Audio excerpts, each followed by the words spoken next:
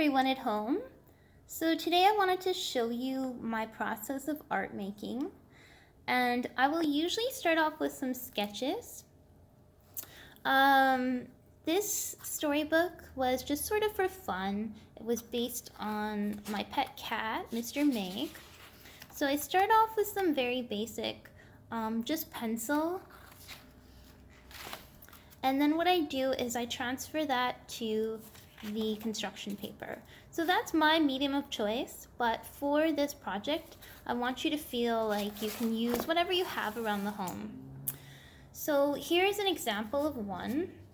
This is all construction paper, and all I'm basically using is a glue stick, scissors, and sometimes I'll put like masking tape behind, just so you can have that 3D effect. For the cat, I'm using a bit of a harder paper, and I'm breaking the rules a bit because I actually used black marker. So depending on the paper that you get, you can really do a lot of cool textures. Sometimes I paint and I create my own, but I also buy some watercolor prints or patterned paper. So this one here, I wanted to capture that motion of the juggling.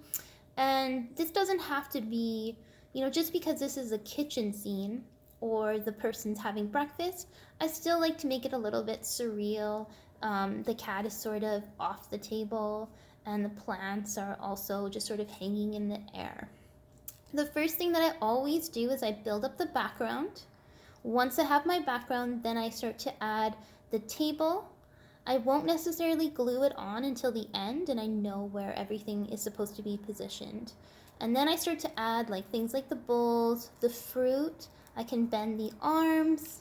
I can add the cat. I can put masking tape behind this, so you get that effect.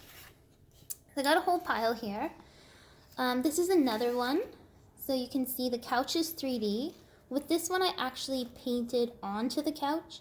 And again, I'm just doing some sort of surreal things in the background. And I will look up photos on the internet a lot of the time for, let's say I'll look up a living room or a couch.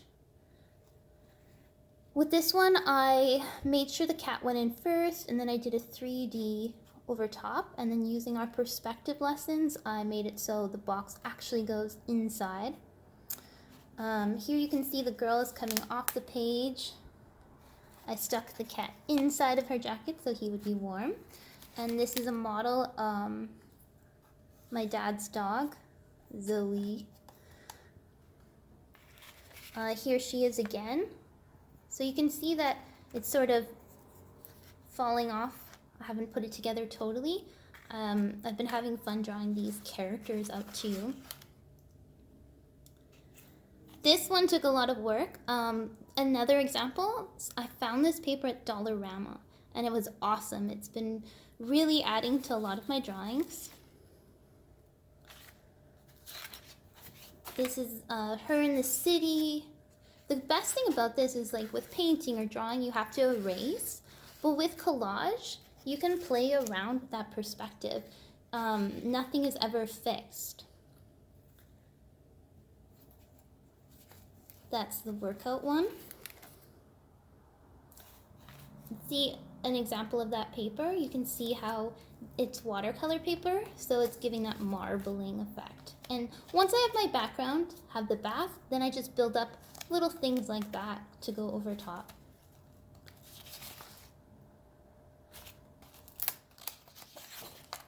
And another example, here's that marble paper again. This one took me some time because I really wanted to give it that illusion of a window.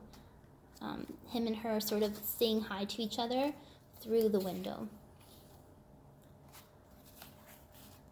This one was so fun. I actually painted this with the little tubes of acrylic paint that I got from Dollarama. So it's easy, you can just, those are so cheap and easy, and they work really well from Dollarama. And I've been working on some poetry projects too, as I showed you. The watermelon, and this car one, getting that one just right. This one I really was proud of because you can see the wind blowing I use two textures, light and dark. So background first, then I have my model, and then I can play with the outfit.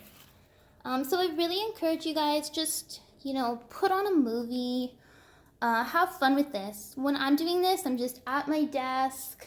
It's a crazy, chaotic mess. I'm here. I put on my Netflix. I've got my ruler. I've got my black marker, pencils, pens. I've got crazy amounts of paper. I just bought more. And I just have fun. And it's been a really good stress reliever during this time.